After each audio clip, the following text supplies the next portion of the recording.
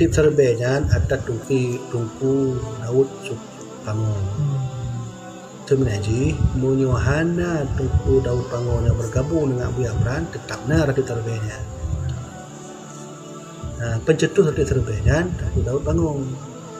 Buku Supriya. Buku saya. Kamu kena buku Daud. Buku Pangonya akhirnya Daud Serbenya beliau yang mendirikannya. Walau tidak beliau bergabung dengan Abu Amran, tetap ratib tersebut akan ada. Cuma bagaimana hukum mengikut ratib tersebut? Ya silakan saja. Ratib tersebut kan yang mengucapkan kalimah la ilaha illallah, kedua sudah zikir sama-sama la ilaha illallah, la ilaha illallah. Cuma waktu dia berzikir, lelaki bak gurau tanya ilmu mengucapkan la ilaha illallah. Pertama, kiban hukum tam lingak dah. Tu lingak.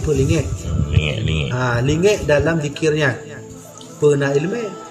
Yang perlu nasihat dari gurau. Kamu zikirnya kena zikir kiban ilmu mengucapkan zikir. Ilmu mengucapkan zikir la ilaha illallah. Bagaimana caranya? Apakah jud hukum urunkan la ilaha illallah? Boleh begitu? La ilaha illallah. Betul kan? Nah, gadoha. Munyo gadoha ba ilaha haram hukum. Hati-hati makanya guna ilmunya. Man lagi nya cara pujul ikut silakan. Itu kan kalimat yang bagus, berzikir yang paling afdalul zikri kata Allah dalam Al-Quran. Zikir sebaik-baiknya adalah la ilaha illallah. Silakan ikut. Cuma waktu kita ikut guna ilmu dari pak ilmu dengku. Dah adanya.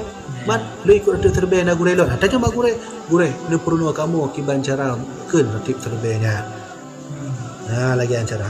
Silakan.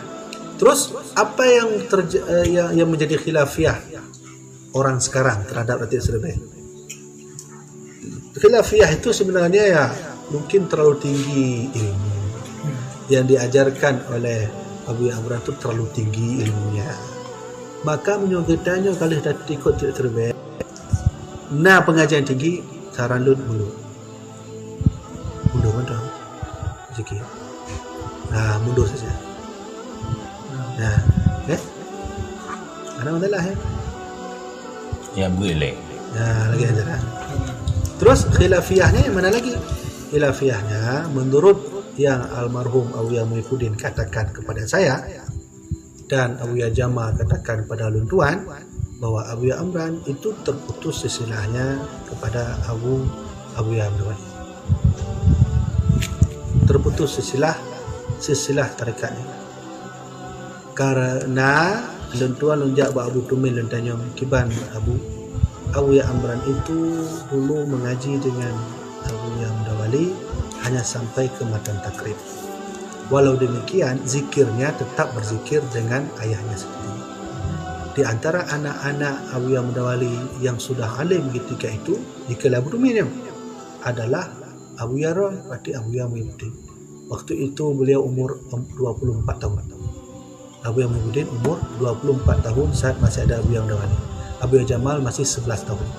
11-an tahun. Abuya Amran masih 7 atau 8 tahun. Maka silsilah itu kan belum sempurna. Yang paling sempurna tarekatnya adalah yang dibawa langsung oleh Abuya Muhyiddin langsung. Karena umurnya 24 tahun. Sudah kaji Bu Mahali. Kaji terwujudlah Mahali. Dan masa Abuya Mudawali. Nah, itu saja yang bermasalah sedikit. Cuma ada yang ikut juga alhamdulillah kan. Ya cuma kita sarani kepada pengikut MPTT sudah cukup kita saling menghina. Tak boleh kita menghina orang lain. Dan kita itu juga jangan menghina mereka. Itu caranya. Cara yang paling baik kan. Dino kan yang karu sudah jadi kon abu-abunya. Kedua-duanya mau ikut yang karu. Ana krik-krik mah. Ana umpum lah.